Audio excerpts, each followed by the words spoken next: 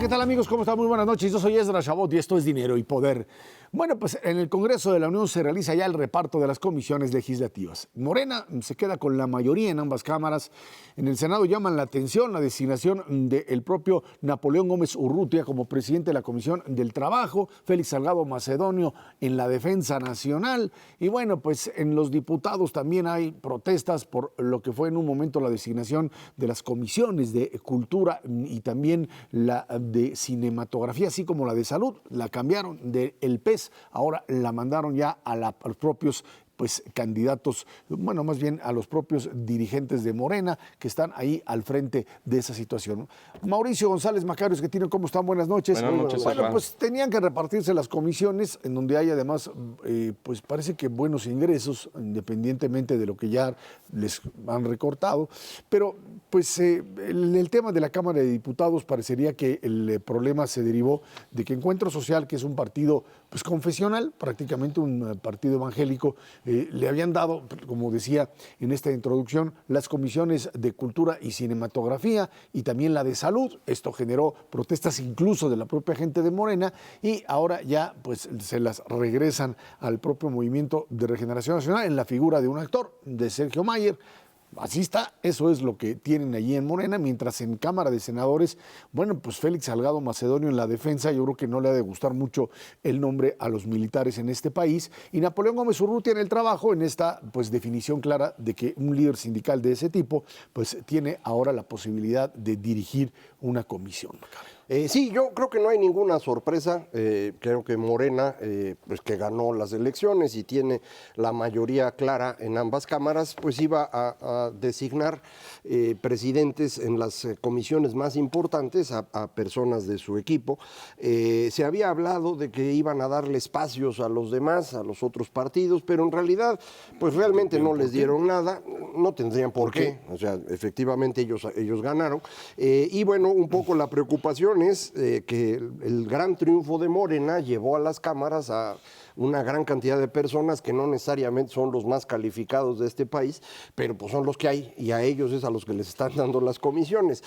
La presidencia de una comisión es muy importante en el Congreso. Ellos son los que hacen todo el trabajo para construir las leyes, son los que coordinan la discusión, fijan la agenda en la negociación de cualquier ley, de manera que ser presidente de comisión es algo muy importante, sí es algo significativo, hay algunas compensaciones de salario, pero lo relevante es el poder político que se tiene en una comisión y sí hay una control absoluto de Morena. En diputados le dieron algunas cosas a los demás, por ejemplo, la vigilancia de la Auditoría Superior de la Federación se fue a Movimiento Ciudadano, la Comisión de Hacienda y de Justicia, las dos comisiones fueron al Partido Acción Nacional, pero la relevante de los diputados, que es presupuesto, esa sí se queda en manos de Morena, ellos son los que van a definir.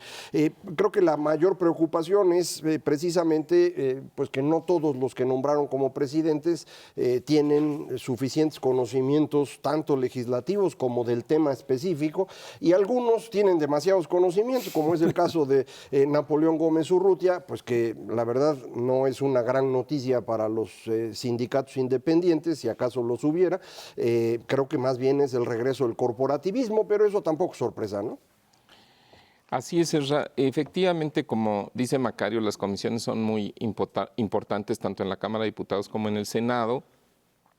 Y normalmente lo que, digamos, ocurre con las comisiones o los criterios para ver si es algo que puede, para que el Congreso funcione, es que se respete el criterio de proporcionalidad y el criterio de pluralidad. Y creo que aquí no es ninguna sorpresa, lo acaba de mencionar Macario, que en la parte de proporcionalidad, bueno, pues si Morena tiene más del 50% de ambas cámaras, pues que le toque la mayoría de las comisiones no es nada de llamar la atención.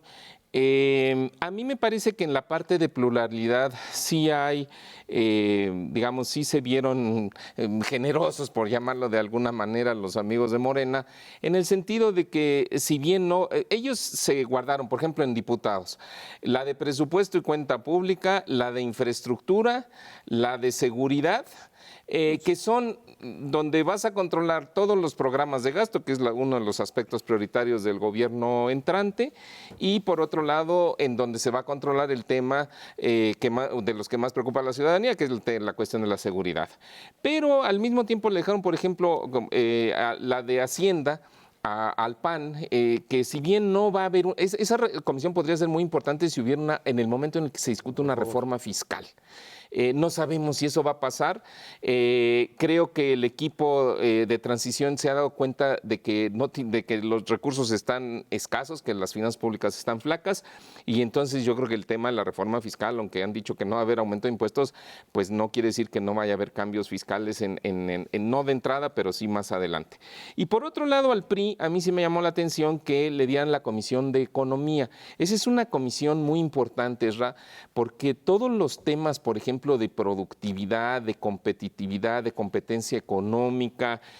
Por ejemplo, ahora que la venta de las gasolinas ya no es exclusiva de Pemex, hay algunos análisis, ¿no?, para determinar si hay competencia o no hay competencia en cómo se están estableciendo los precios de las gasolineras hacia el público, etcétera. Entonces, creo que en ese sentido las comisiones pueden ser importantes. Ojalá que cumplan su función. Yo tengo la misma preocupación de Macario en el sentido de que pues no en todas las comisiones está gente experimentada o calificada, pero las comisiones tienen recursos para llegar. Cuando los presidentes de las comisiones no son especialistas en los temas, tienen recursos para tener asesorías y para que alguien que sí le sabe más al tema pues les pueda decir, oye, pues esto está bien, esto está mal.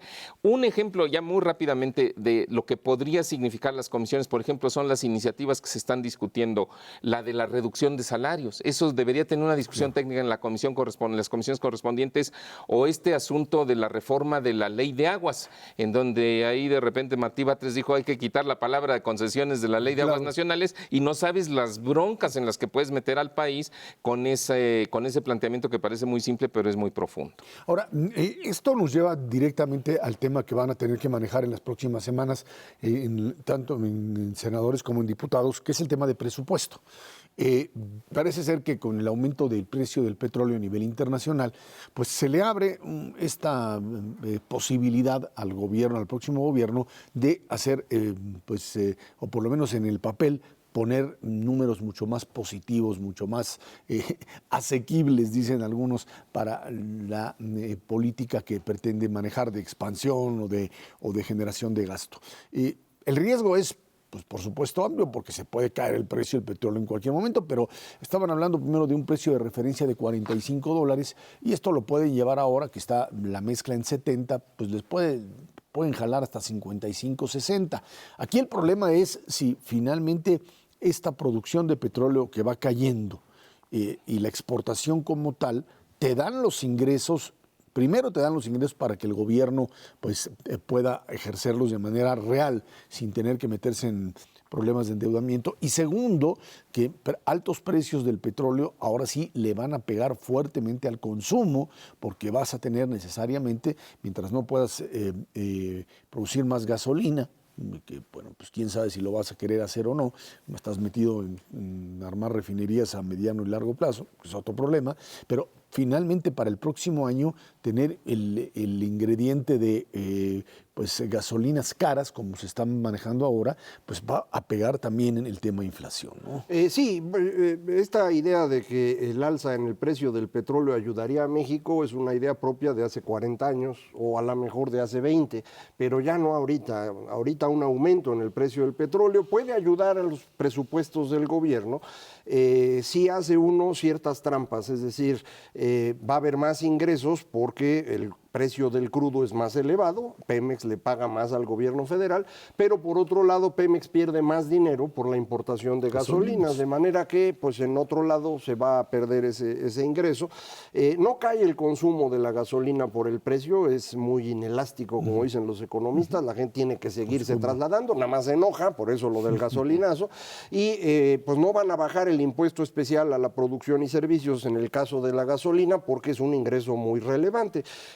le sería costoso al gobierno en términos de inflación. Y hay que recordar que si hay presiones inflacionarias, va a subir la tasa de interés del Banco Central y esto significa un mayor costo en pago de intereses para el gobierno. Así que no ganan nada. Ojalá y no suba mucho el petróleo. A mí me parece que este tema, Esra, que es importantísimo. No depende tanto de las comisiones. A mí me parece que esto va a caer más en el área de la propia Secretaría de Hacienda, que son los que le van a tener que llevar a los legisladores algunas propuestas para que ellos puedan analizar. Pero déjame complementar algo de lo que dice Macario. Efectivamente, desde el año 2014, si no me falla la memoria, antes de eso, el sector petrolero en México, digamos Pemex, generaba más divisas de las que usaba, ¿no? A partir del 2014 es al revés y los déficits no son pequeños, son déficits de 10, 11, 12 mil millones de dólares. Sin embargo, un aumento del precio del petróleo sí podría favorecer el incremento de ingresos, siempre y cuando, porque vendes más caro, pero siempre y cuando los precios de la gasolina reflejaran ese incremento o respetaran más bien el incremento de precios de la gasolina internacional, porque entonces tienes el beneficio por el lado del ingreso y no tendrías el costo por el lado del egreso y entonces sí, las finanzas públicas se fortalecerían. Ahí el gobierno de López Obrador está entrampado o va a estar entrampado. Primero porque dijeron que el precio de la gasolina se iba a congelar, o sea que no se iba a subir. Después le cambiaron y dijeron que le iban a subir solamente la inflación. Y lo último que yo he escuchado, que ha dicho, porque no me lo ha dicho en persona, Gerardo Esquivel, que va a ser el subsecretario de egresos, es que en una de esas dejan el esquema como está. ¿Y cómo está el esquema? El esquema está en el sentido de que si sube el precio internacional de la gasolina, la Secretaría de Hacienda, mediante una fórmula que no ha publicado muy bien, le maneja ahí el impuesto, reduce un poco sus ingresos por la vía del IEPS de gasolinas y entonces los precios de la gasolina sí suben. Han subido como 12% en lo que va del año, pero no suben de manera brusca, o sea, no de forma de gasolinazo, sino de manera gradual. Pero eso le cuesta finalmente al gobierno en ingresos. Sí, le cuesta, pero es posible que durante algunos meses sí se fortalezcan las finanzas públicas. Pero esto siempre y cuando no terminen por aprobar lo que es un compromiso del propio Andrés Manuel López Obrador, que es la reducción del IVA en la frontera o del ISR. Exacto. Ahí estaríamos metidos en un problema serio que pues podemos discutir si son 40,000, 80,000 o 100,000 millones de pesos, pero hay un problema serio si es que eso finalmente se aprueba.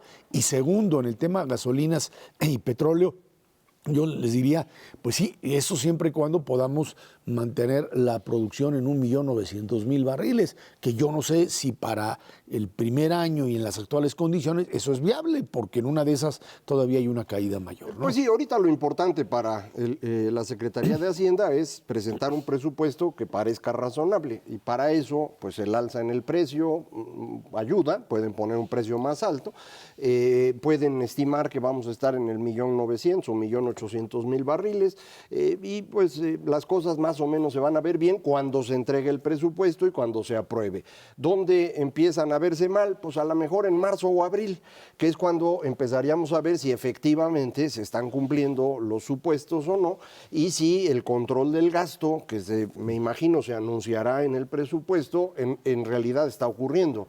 Pero esto va a ser después, no va a estar en manos de las comisiones. Lo de la reducción de impuestos en frontera sí debe pasar por el Congreso y ahí es donde pues vamos a ver qué es lo que deciden. Las estimaciones serias que yo he visto son entre 80 y 100,000 millones de pesos de costo inmediato por IVA e ISR, la reducción en frontera, sin considerar el movimiento de personas que van a poner su domicilio fiscal en Tijuana o en Juárez para no pagar y eso incrementaría el costo. Pero de entrada pues es una cantidad importante, no es menor. Así es. Ahora, el tema, por supuesto, tiene que ver, insisto, con también la cantidad de petróleo que finalmente se consume en el país y lo que se puede exportar, que también es otro de los elementos. Si tienes una economía creciendo al 2,5%, como se plantea para el año entrante, arriba un poco del 2 de Macario, pues te vas a chupar una mayor cantidad de petróleo y vas a tener finalmente un margen mucho más pequeño, ¿no? Excepto, si tienes toda la razón, nada más también hay que tomar en cuenta que sí necesitas exportar crudo porque quedarnos en México con el crudo no nos sirve porque no tenemos capacidad para convertirlo en gasolina, o sea, para refinarlo. Entonces, creo que la cifra de exportación no se vería dañada significativamente, pero lo que sí podría suceder, y como está sucediendo, ya estamos importando casi 70% de las gasolinas que consumimos. Hace 3 años era la mitad, entonces esto ha venido, crece y crece y crece, y pues hasta donde se ve no vamos a modificar esa tendencia. Y con un mecanismo o con una expectativa más bien de crecimiento económico como el actual, pues vas a tener un mayor consumo necesariamente. Sí, claro. Y ya no tienes oportunidad, digamos, de bajarle rápidamente a lo que sería ni la cantidad de gasolina que requieres, ni por supuesto también apostar por un mayor crecimiento en la explotación de petróleo, porque esto nos va a tomar todavía tiempo, siempre y cuando no le metas ahí mano al asunto de la reforma energética. Vámonos a una pausa y de regreso platicamos con usted sobre reforma educativa, deshacerla, hacer una nueva. Esto es Dinero y Poder.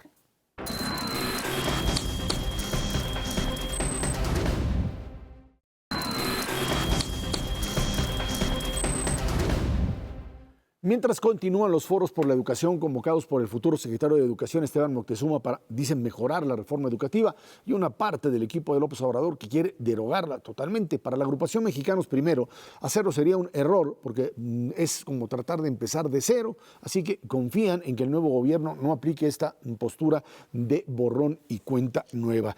Está aquí con nosotros Jennifer O'Donoghue, ella es la directora de investigación de Mexicanos Primero. Jennifer, muchas gracias por estar aquí con nosotros. Hay discursos a veces contradictorios dentro de lo que se quiere hacer. Platicando con Esteban Moctezuma me decía, bueno, es que estamos nosotros en favor de una modificación a lo que sería el esquema establecido para la propia reforma educativa, en donde primero se hizo la evaluación y después se llevó a cabo la capacitación. Ellos insisten en que tendría que ser a la inversa y que primero hay que capacitar. Yo un poco argumentaba de que para poder capacitar pues hay que saber en qué están mal. Hay un diálogo de Mexicanos Primero con la nueva administración en función de este tipo de proyectos. Sí, muchas gracias.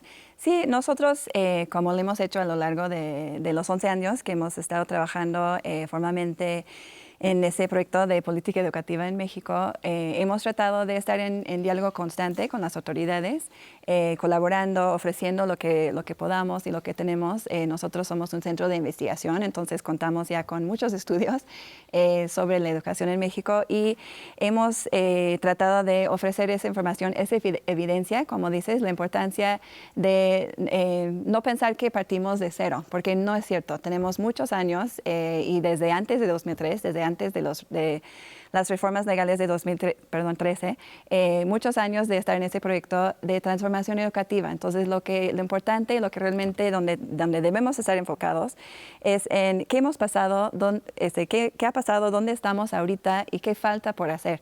Y sí, en esa conversación hemos estado con ellos. Hay un diálogo que está siendo manejado de manera tal que ustedes perciben que no hay quizá estos gritos de borrón y cuenta nueva, parte de la pirotecnia política, pero que en el fondo la idea es sostener esta idea de mejorar la calidad de la educación a partir de esto, de elementos concretos. Yo creo que sí. Nosotros empezamos con una pregunta, ¿no? Que es, ¿qué necesita una niña o un niño para poder aprender y participar en la escuela? Entonces, eso es lo que es su derecho. Entonces, con base en esa pregunta, empezamos a buscar, okay, ¿qué necesitamos tener en el sistema? Una cosa que nos preocupa de las conversaciones actuales es que todo se ha reducido a un tema que es la evaluación docente y dentro de este tema a la evaluación de permanencia, porque pocas veces hablamos de la evaluación diagnóstica después del primer año en servicio, por ejemplo. Entonces, eso para nosotros es algo que nos preocupa, porque de nuevo, si pensamos y empezamos con lo que necesita una niña o un niño para poder aprender, necesita oportunidades de formación en la primera infancia, necesita que sus maestros tienen formación y acompañamiento adecuado, necesitan que haya liderazgo efectivo en sus escuelas, un currículum, autonomía escolar, entonces acompañamiento desde la red de apoyo. Entonces, eso para nosotros son los temas que debemos estar hablando de eso y no solamente de un tema, que la verdad muchas veces parece más tema político que tema educativo. Y otra gran preocupación, y eso de lo que hemos visto en los últimos 5 años, hablamos mucho de la ley, pero muy poco llegó a la escuela. Y estamos en ese proceso de implementación. Y otra vez estamos hablando de cambios legales, cambios en un marco regulatorio, pero no necesariamente en cómo vamos a hacer que esos cambios aterricen en el aula, que impacten la vida de un niño o de un maestro. Al respecto, ya en Cámara de Senadores se presentó una iniciativa para modificar el artículo 3º que precisamente dejaría sin materia todo el proceso de evaluación. Pero esto cae precisamente en lo que usted comentaba. La discusión se concentra en el tema de evaluación y pues yo no he visto que muchos de los políticos estén hablando del nuevo currículum que ya está hoy funcionando y que tiene pues como objetivo muy significativo esta generación de actitudes y habilidades que no había en los procesos anteriores. ¿Cómo lograr que los políticos dejen de discutir un tema único y amplíen su perspectiva? Yo creo que es una muy buena pregunta y nosotros es algo que pensamos diario, ¿no? ¿Cómo podemos buscar que ampliemos el diálogo sobre educación en México y sobre todo en ese momento de coyuntura política muy particular? Yo creo que una cosa es que tenemos todos que entender que la educación es parte de nuestra responsabilidad social. Entonces, por eso todos tenemos que estar ahí. Me da mucho gusto ver, por ejemplo, que en la última semana, por ejemplo, en las redes sociales hay muchos maestros y colectivos de maestros más activos hablando de, por ejemplo, el tema de la iniciativa que se presentó la semana pasada para borrar la evaluación, incluyendo los procesos de evaluación para promoción. Y de repente son colectivos de maestros que están saliendo a decir que, oigan, ¿no? Estamos a favor de eso. Queremos procesos claros, transparentes, equitativos, donde todos tenemos oportunidad para promovernos. Entonces, yo creo que tenemos que seguir buscando esos espacios para ampliar la conversación, para que cada vez más actores puedan participar. Y en ese sentido, nosotros hemos estado haciendo un llamado particular a involucrar a niños. Hemos estado en los foros, hablamos de los foros al principio, pero hemos estado nosotros ya en 4 foros participando y observando todos los foros que se han llevado a cabo hasta ahorita y no hemos visto participación de niños. Entonces, es su derecho, está en la Constitución, está en la ley de los derechos de los niños, niñas y adolescentes, que ellos tienen que poder participar en cualquier cosa que tiene que ver con ellos y la educación es de ellos. Claro. Este problema de la evaluación, desafortunadamente, digamos, se desvirtuó porque ha sido una promesa de campaña y con eso pues se logró el apoyo de algunos contingentes sindicales de maestros para propósitos electorales.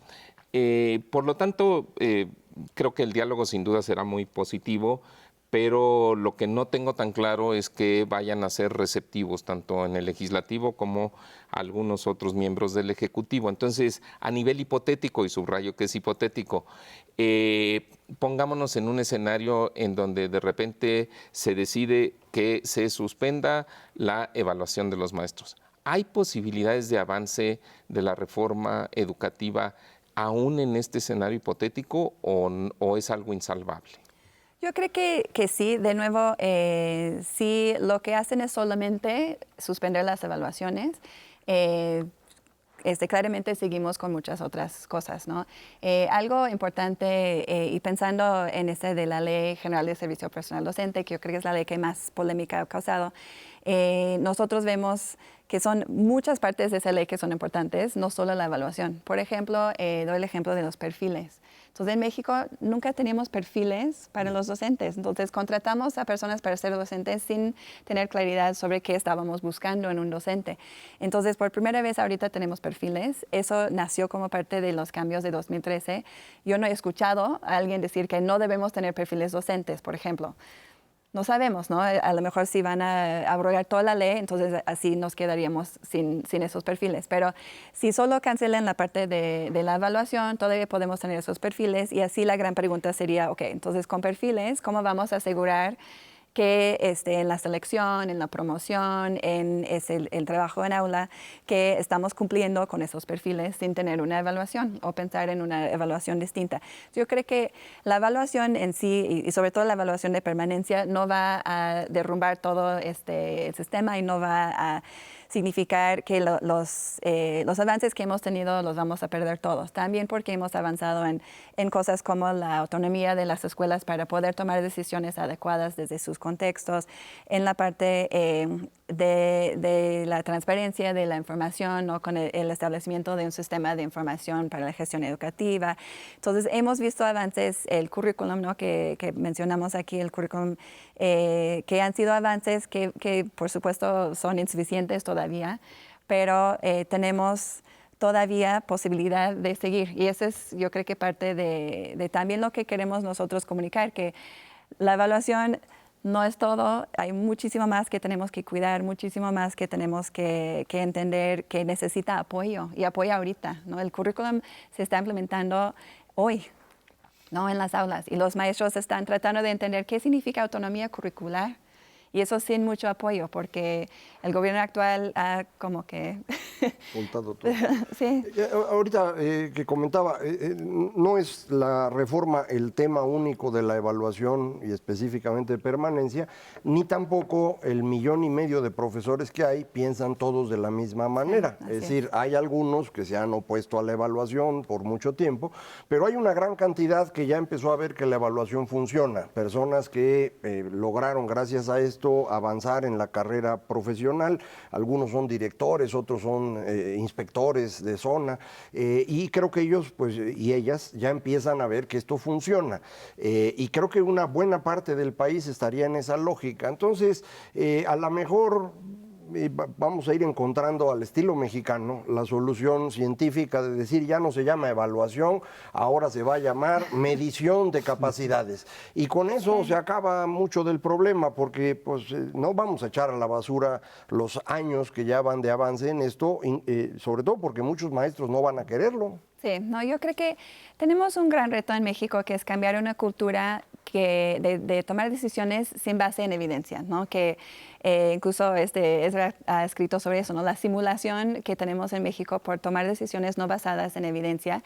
Estamos cambiando esa cultura en el sector educativo, eso va a tomar tiempo, pero no podemos tomar decisiones drásticas, por ejemplo, de eliminar el Instituto para la Evaluación de la Educación, simplemente porque la evaluación de desempeño tiene muchos problemas, se ha implementado mal, los instrumentos han sido no los más adecuados, pero olvidamos, ¿no? El instituto ha hecho muchísimo en estos años para abogar por la educación de equidad, ¿no? Ahorita contamos con mucha información sobre educación para migrantes, educación en comunidades indígenas, cómo reformar, cómo mejorar la formación inicial y continua de los maestros. Están dando acompañamiento técnico a los estados para fortalecer la capacidad de gestión en los estados. Entonces, ese instituto abarca mucho más y un cambio cultural de tomar decisiones con base en lo que está pasando en evidencia. Ahora, cuando se habla de la posibilidad de cambiar la forma de evaluación de los maestros y que esta no sea, dicen, punitiva, o sea, que los puedan hacer a un lado, lo cierto es que ya la gran mayoría del magisterio pues ya pasó por esos exámenes, si no me equivoco, ya pasaron el primer filtro, muchos de ellos volvieron a presentar el examen. Estamos ante una situación en donde ya tenemos además nuevos planes y programas de estudio, nuevos libros como tales. ¿Esto podría encontrar alguna necesidad de cambiarlo y de decir, bueno, lo que podemos hacer es permitir la entrada de maestros que no lo van a decir así, pero que simplemente no tengan las capacidades para enfrentar un salón de clases, que es parte del problema. Hay maestros que no tienen la capacidad para hacerlo, Janine. Sí, yo creo que si algo hemos aprendido de las experiencias en otros países, por ejemplo, es que sí tienes que tener filtros en tu sistema educativo en algún momento. En algunos países lo hacen para entrar a la normal, por ejemplo, para poder estudiar, ponen el filtro muy más rígido, más difícil de entrar. En otros países es a la hora de entrar al servicio docente. Y la idea de esos filtros es que después tengas una base y sobre esa base construyes. Y si no tienes esa base es muy difícil después construir. Entonces, aquí en México no tuvimos ese filtro, entonces tenemos un sistema donde no sabemos exactamente dónde están los maestros que necesitan. Algunos necesitan poco, otros necesitan mucho, pero la realidad es eso. Y si seguimos o si regresamos a un sistema donde no tenemos un mecanismo para la selección y de nuevo basado en un perfil de lo que queremos, siempre vamos a tener un sistema remedial en cierto sentido, donde estamos tratando de llenar hoyos que no llenamos antes. Y es que a veces se nos olvida, pero si la esencia del sistema educativo es evaluar a los alumnos, pues es medio absurdo que no se evalúe a los maestros, ¿no? Sí, yo creo que en cualquier proyecto social, ¿no? Tenemos que entender qué está pasando y más cuando estamos hablando de un derecho humano. Entonces, la obligación del Estado es garantizar el derecho de los niños a aprender. Entonces, por supuesto, necesitamos evaluar el aprendizaje de los niños para saber en qué medida estamos cumpliendo con esa obligación. Y tenemos nosotros todos la obligación de evaluar todos nuestros esfuerzos para asegurar que sí están llevando ese fin. Jennifer O'Donoghue, directora de investigación de Mexicanos Primero, muchísimas gracias por haber estado aquí con nosotros. Muchas gracias. Vámonos a una pausa. Esto es Dinero y Poder.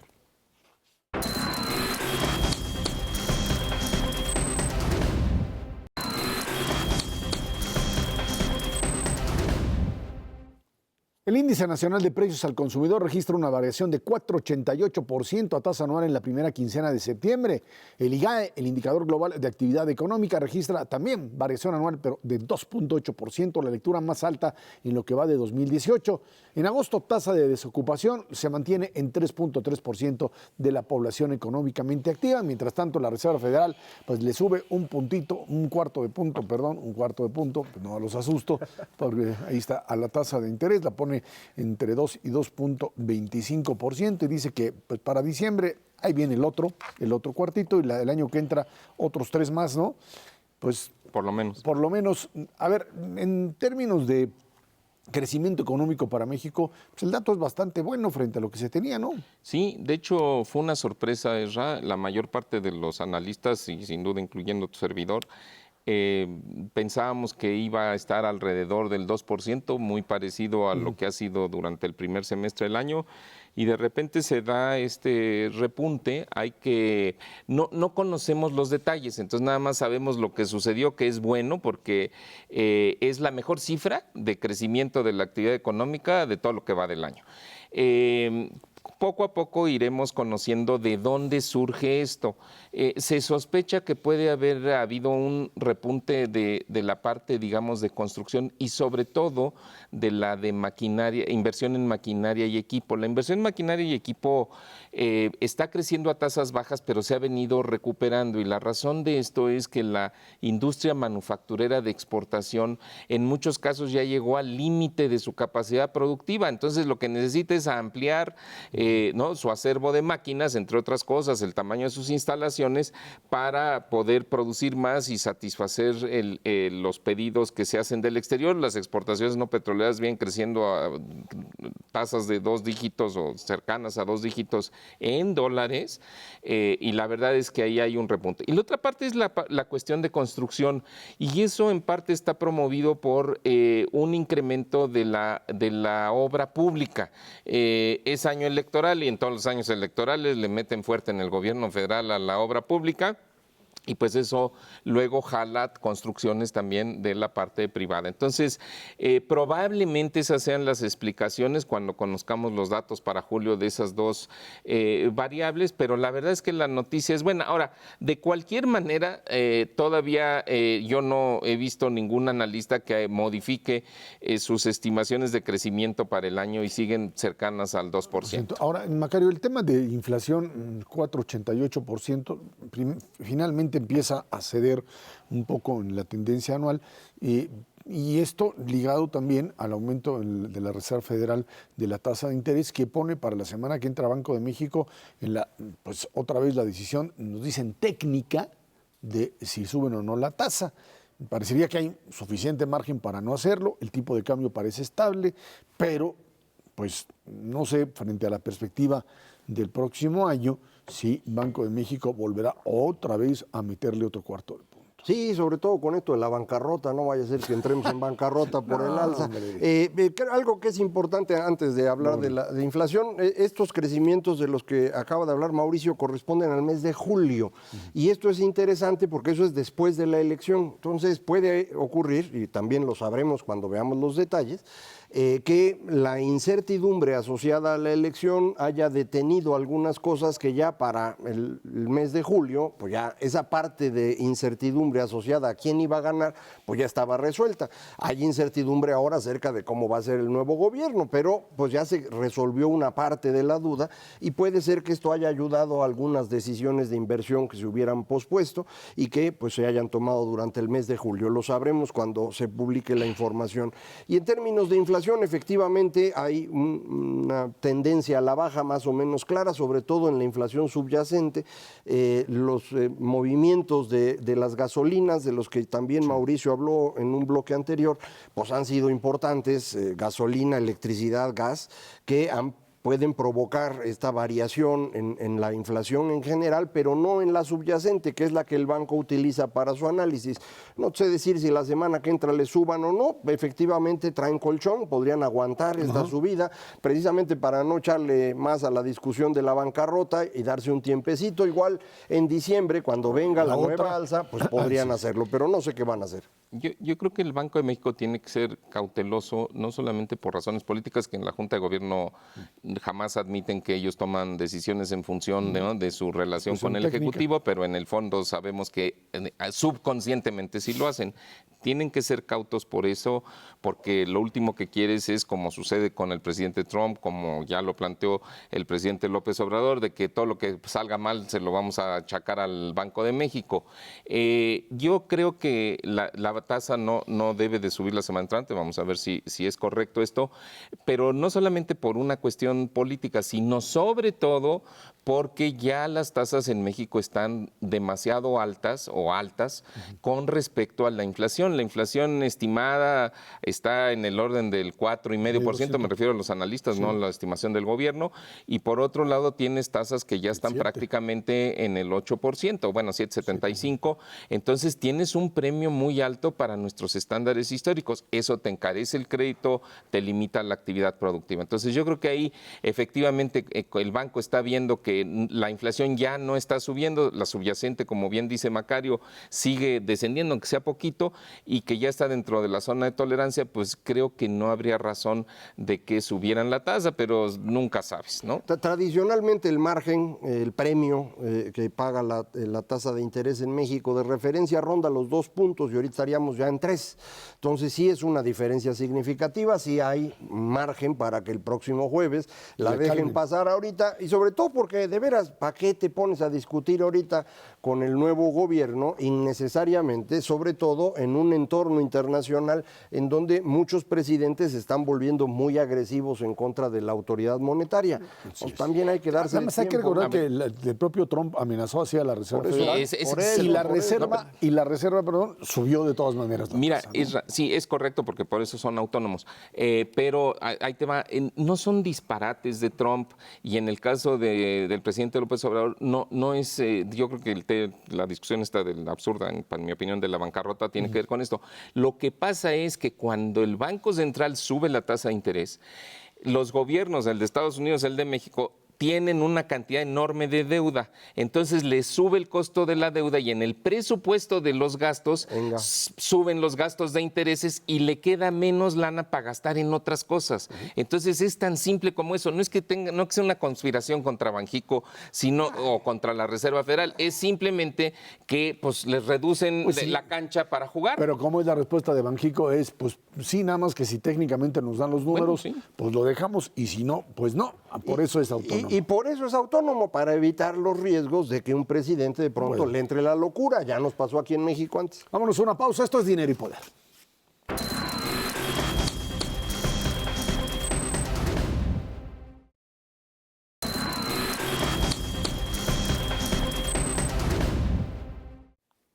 El próximo martes se cumplen 50 años de la masacre estudiantil del 68 en la Plaza de las Tres Culturas en Tlatelolco.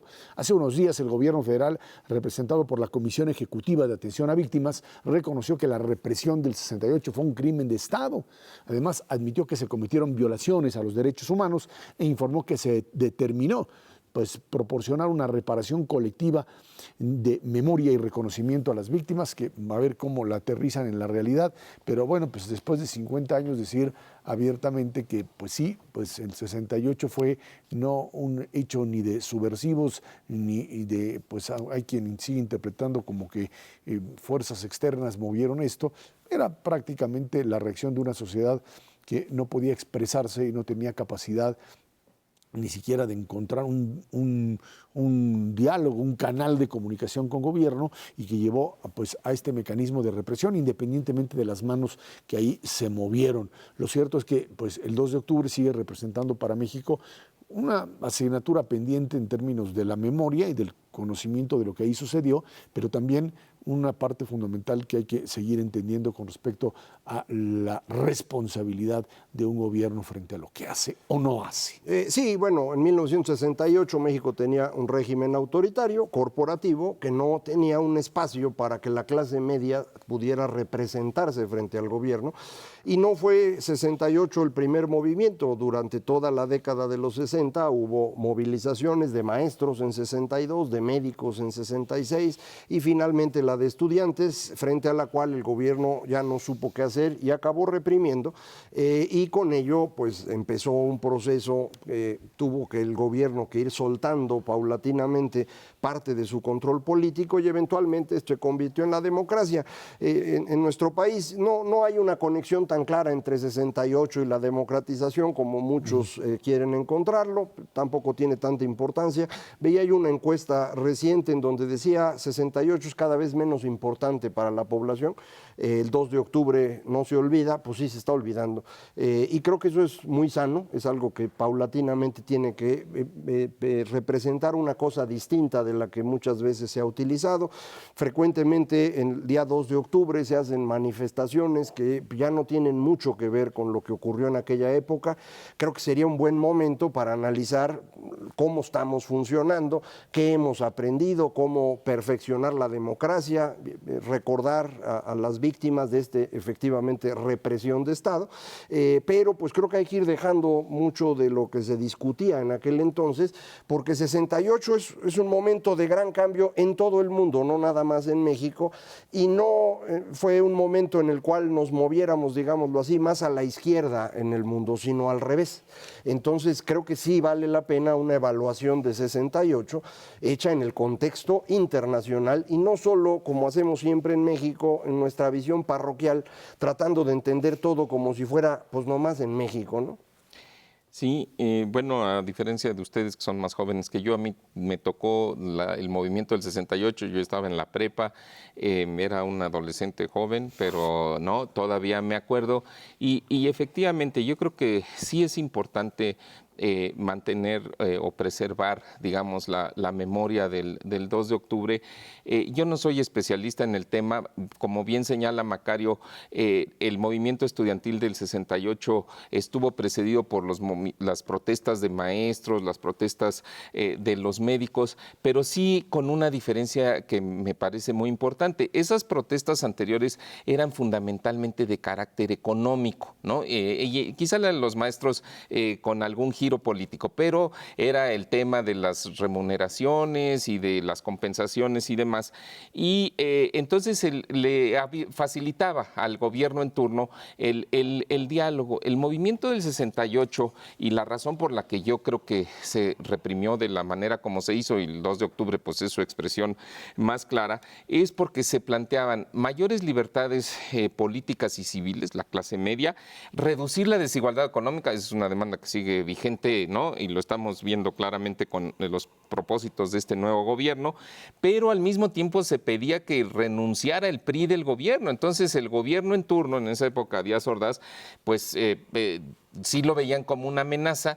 Estaba el asunto de las Olimpiadas encima. En octubre se iniciaron las Olimpiadas en México, y aunque efectivamente había movimientos estudiantiles de este tipo en otras partes del mundo, bueno, pues lo que se quería era evitar, ¿no?, la percepción de que México se estaba saliendo de control políticamente, y por eso vino la represión. La represión fue muy dura. Yo creo que el error del gobierno, a diferencia de los movimientos de protesta anteriores, fue no dialogar y por lo menos no tratar de aquietar las cosas. Sintió que la amenaza de que podría haber grupos que tumbaran al gobierno sí era real. Tú dices, es un movimiento de clase media, sí, sin duda, pero a río revuelto, ganancia de pescadores. Ya había muchos grupos muy radicales que lo que sí querían era derrocar al gobierno en ese momento. Pero hay que recordar que finalmente el gobierno autoritario había tenido capacidad de represión selectiva muy clara, ¿no? Cuando Vallejo y Campa hacen la rebelión en el sindicato ferrocarrilero,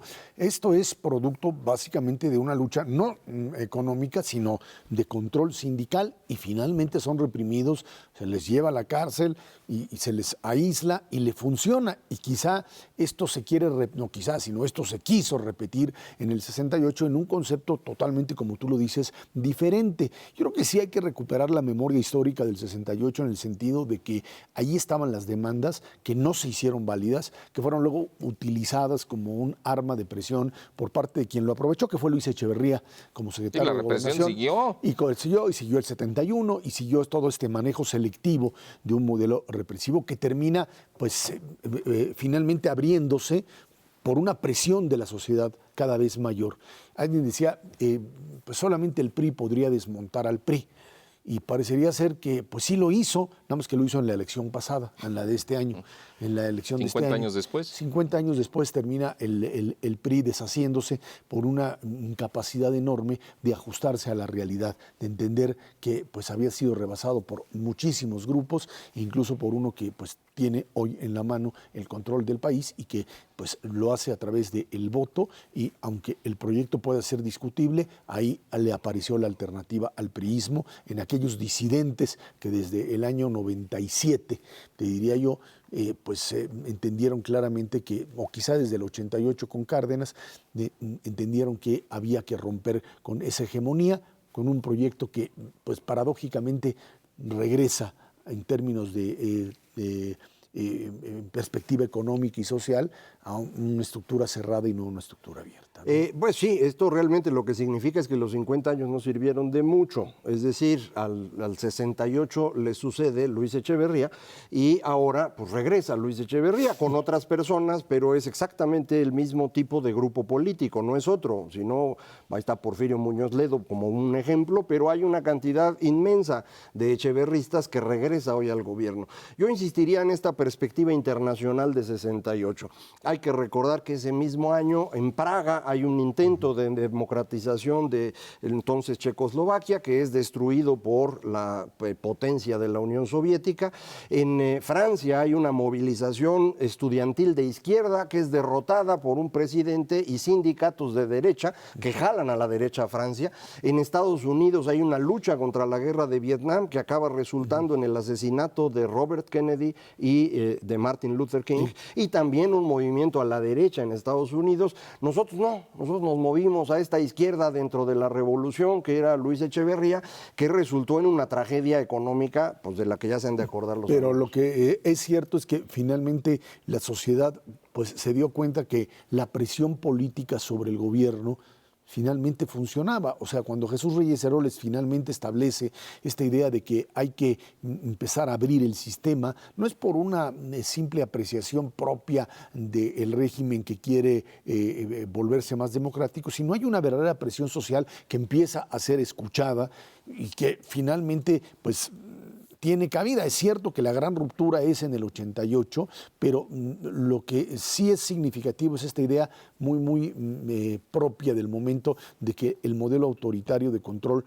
no podía mantenerse indefinidamente. Es cierto, y lo que sorprende, por lo menos a mí, es la lentitud con la que a veces se dan las cosas, claro, en aspectos que son tan importantes como esto, porque efectivamente pasa del 68 y la reforma política de Reyes Heroles se da hasta 76, exactamente, 77. Entonces casi 10 años, pues es demasiado, ¿no? Pero es que en realidad la sociedad mexicana no participó más a partir de 68, participó menos. El golpe fue tan duro que la gente quedó espantada, y en los años 70 no había participación social, hubo un poco de guerrilla, pero poquito, y muy controlada desde el gobierno también. Entonces yo sí creo que no hay que hacernos historias románticas de una cosa que no lo fue.